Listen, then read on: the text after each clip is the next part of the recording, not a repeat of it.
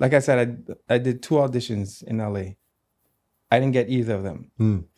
I didn't get any gig by auditioning. I've gotten gigs and maybe kept the gigs again by playing a record, having a good attitude, knowing the music, being on time, being professional. Right. It's the basic stuff. It sounds basic. And also knowing the politics around. Yes. 20% of it, 30% of it is the music. 70% is the politics. Interesting. And knowing how to deal with the politics. Sure. Especially at that level when you're doing like when you're working with. So politics. What exactly do you mean by that? Knowing your role. Right. Knowing your lane and not trying to tell other people how to do theirs and being aware of what other people's jobs is. Knowing what their job is and knowing not throwing anyone under the bus type of thing. Right. You know, because if you're talking bad about somebody that's not in the room, who says that you're not doing that to them when they're not in the room? Yeah, I mean, stuff it's just like that. stuff like that. It's just like, you know, it's unnecessary. Just play there, just be there and do your gig. Your reputation precedes you. I've been told that many times in a good way. Your reputation precedes you. You the cat. Thank you. Appreciate that. So I want to talk about one of your gigs that particularly gets me excited. I'm a huge Cirque fan. Yeah. I've been to like the backstage camps.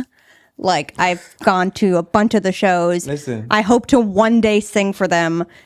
You were the youngest musical director that they've ever hired. And the way this is going between you and I think we've probably crossed paths backstage at the Cirque du Soleil show. Because it's like Music Circle, HMV, all this stuff. I was the youngest musical director and probably also the first Black musical director. Huge. That was back in 2006. So you auditioned for that?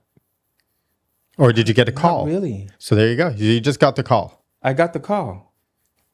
How did that happen? Again, you know what's crazy? Because Desi had done the Cirque du Soleil. She did La Nuba. That's right. In Florida.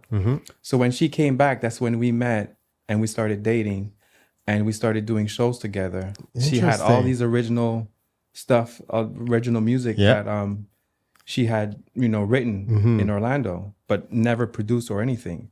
So she gave them to me and she said, I heard you're the guy. I heard you're the new kid.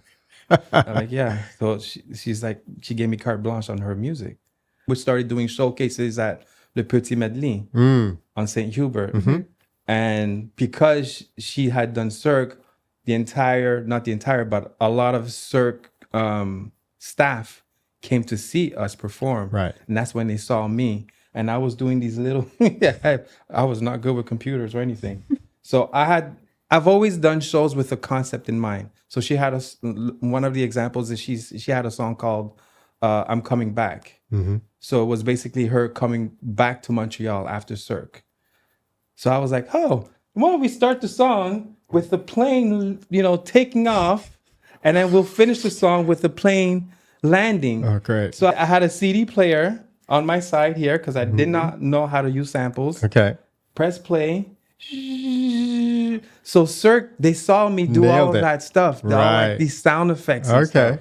So I'm assuming that's what made them call me. So they called me and they said, hey, we have a new show coming up. So I'm assuming from that, they saw me do that and they were like, hey, we have a new show. And the musicians are actually featured as opposed to like in the pit.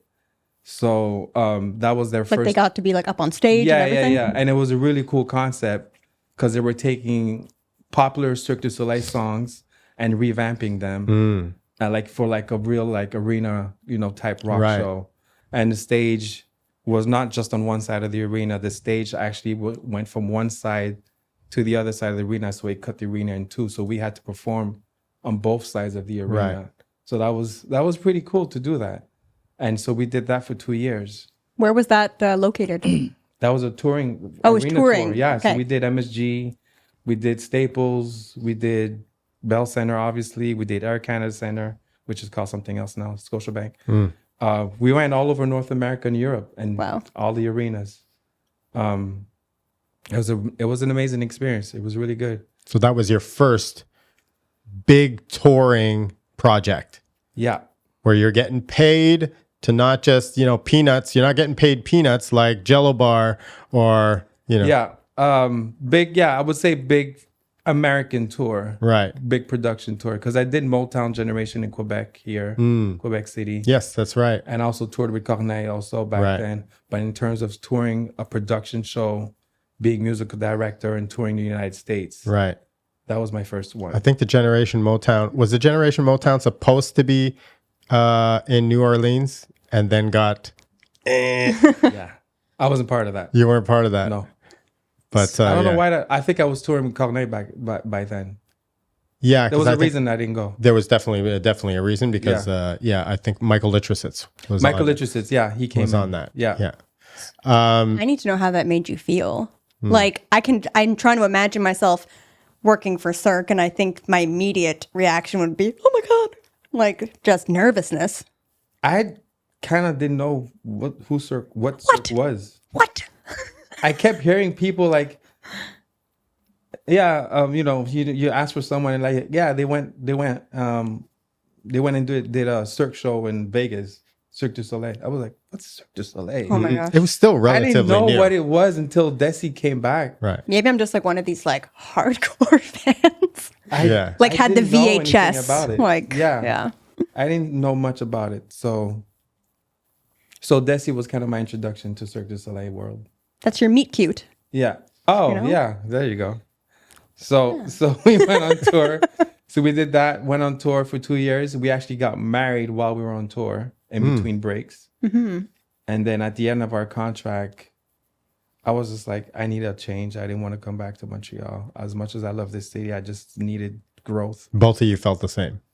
Me more than her. Mm-hmm. So she kind of followed and said, okay. Right. I said, we were actually first supposed to move to New York.